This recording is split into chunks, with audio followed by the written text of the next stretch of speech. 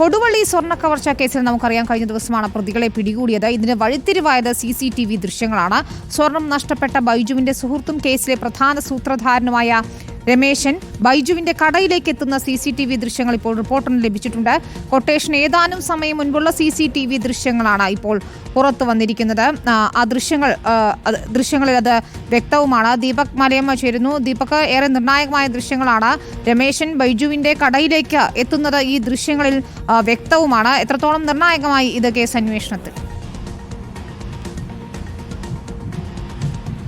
വിനിത, ഇന്നലെയാണ് 5 പ്രതികളെ ഈ കേസുമായി ബന്ധപ്പെട്ടുകൊണ്ട് പോലീസ് പിടികൂടിയത്. കൊടുവള്ളി പോലീസാണ് കേസന്വേഷണം നടത്തിയിട്ടുണ്ടായിരുന്നത്. റൂറൽ SP മാധ്യമങ്ങളെ കണ്ട് സംസാരിക്കുമ്പോൾ തന്നെ ആസൂത്രിതമായ ഒരു ഗൂഢാലോചന തന്നെയായിരുന്നു ഈ സംഭവത്തിന് പിന്നിലെന്ന് വിശദീകരിക്കുകയും ചെയ്തു. ആദ്യഘട്ടത്തിൽ ഏതെങ്കിലും വലിയ തട്ടിപ്പറി സംഘമാണോ ഈ കേസിന് പിന്നിലെന്ന് ഉള്ള ചില സംശയങ്ങളുണ്ടായിരുന്നു. എന്നാൽ ഈ ബൈജു, അതായത് ഈ സ്വർണം ഉടമയായിട്ടുള്ള സ്വർണ്ണ വ്യാപാരിയായിട്ടുള്ള ബൈജുവിനെ ആക്രമിച്ചത് അദ്ദേഹത്തിന്റെ സുഹൃത്ത് തന്നെയായിട്ടുള്ള തൊട്ടടുത്ത് ജോലി ചെയ്യുന്ന രമേശനാണ് അതിന്റെ സൂത്രധാരൻ എന്നുള്ള വിവരമാണ് പിന്നീട് പുറത്തേക്ക് വന്നത്. അതിന് പോലീസിന് ഏറ്റവും സഹായകരമായ CCTV ദൃശ്യങ്ങളാണ് ഇപ്പോൾ പുറത്തേക്ക് വന്നിരിക്കുന്നത്. അതായത് 9:32 സമയം, ഏതാണ്ട് ആ സമയത്തുള്ള ദൃശ്യങ്ങളാണ് ഇപ്പോൾ പുറത്തേക്ക് വന്നിരിക്കുന്നത്. 10:10 ഈ ആക്രമണം നടന്നു എന്നുള്ളത് FIR-ൽ രേഖപ്പെടുത്തിയിരിക്കുന്നത്. അതിനു മുൻപ് തന്നെ ഈ ബൈജു തൻ്റെ കടയിൽ നിന്ന് സ്വർണവുമായി പുറത്തേക്ക് പോകുന്നുണ്ടോ എന്നുള്ളത് സംബന്ധിച്ച് വ്യക്തത വരുത്തുന്നതിന് വേണ്ടി രമേശൻ ബൈജു ജോലി ചെയ്യുന്ന ആ കടയുടെ മുൻപിലേക്ക് എത്തുന്നതും പലതവണ എത്തി ആ കടയിലേക്ക് എത്തി നോക്കുന്നതും ഒക്കെ തന്നെ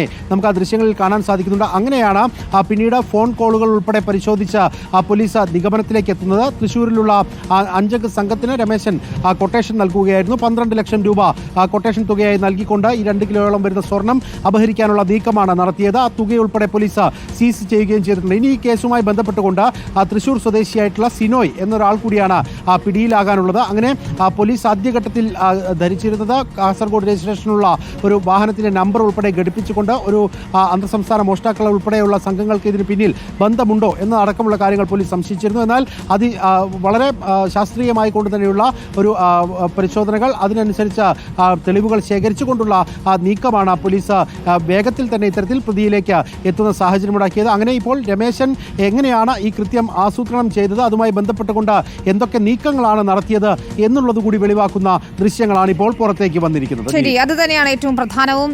ദീപക് മലയമ്മയാണ് വിവരങ്ങൾ നൽകിയത് കോഴിക്കോട് നിന്ന്.